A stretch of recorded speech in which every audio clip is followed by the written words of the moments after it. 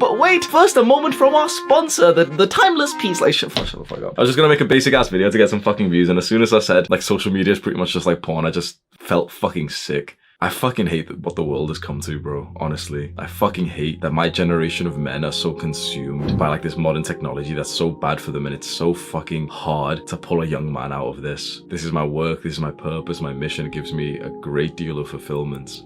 But I wish it wasn't like this. When you overindulge in social media, which is extremely hard not to do, like these platforms have been made to be addictive. They've been made to like put you in a trance-like state where you can't even remember, like, you know, what time it is, how long you've spent. You think you've spent like 5 minutes watching YouTube shorts and an hour passes by. The same with TikTok. If you only want to keep it to that very practical level, you're losing a lot of time to social media and porn. But I think it's what it does to like the rest of your life, your perception of the world, especially because of how sexualized social media is, and porn in itself is just fucked. I said once, I gave this analogy which you might be interested in. What happens when you're watching porn in like your evolutionary caveman kind of brain? Because our brain hasn't evolved. You know, evolution takes millions of years, doesn't it? So our brain hasn't really evolved. We've only had modern technology for like 10, 20 years. Our brain hasn't evolved for this. So what does our brain think is happening when we are watching porn?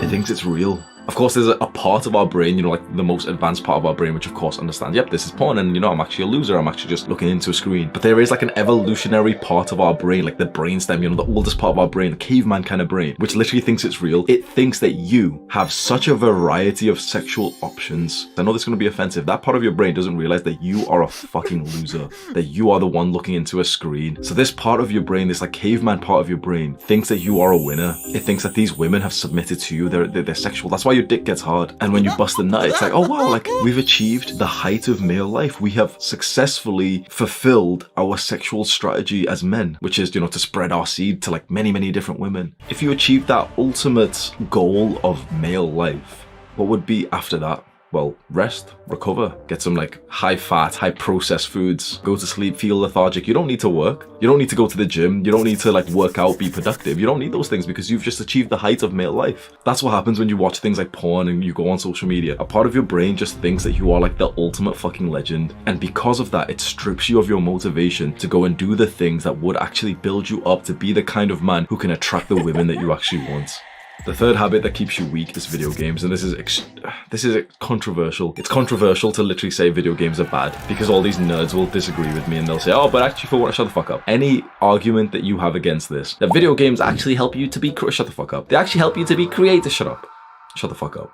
The reason why video games are fun is because you are getting like this virtual stimulation of the real thing that you wanted. You never wanted to fucking level up in Call of Duty. You never cared. Like, we evolutionarily don't care about prestiging in a fucking video game. We care about climbing up the ranks of men around us. We care about obtaining status and power and having brotherhood in our lives. And video games manipulate those core masculine desires that we have and make you invest into the game instead, because it's so much easier getting that status, that level up in the virtual world where there's no real discomfort than there is to actually go outside in the real world and level up there. Day in, day out, after months, years, a decade, you've invested so much of your time, your mental energy, that it becomes so hard to take a step back because now your life in the real world is so much worse. You're a fucking gamer. So here you are in the video game world, you are a warrior, a dragon slayer, prestige 7, and you've got the gold FAMAS gun on fucking Black Ops. You can tell how long I've not played video games for. Like, the last Call of Duty I played was fucking Black Ops 1. The more of a legend you are in the virtual world, the more of a loser you are in the real world.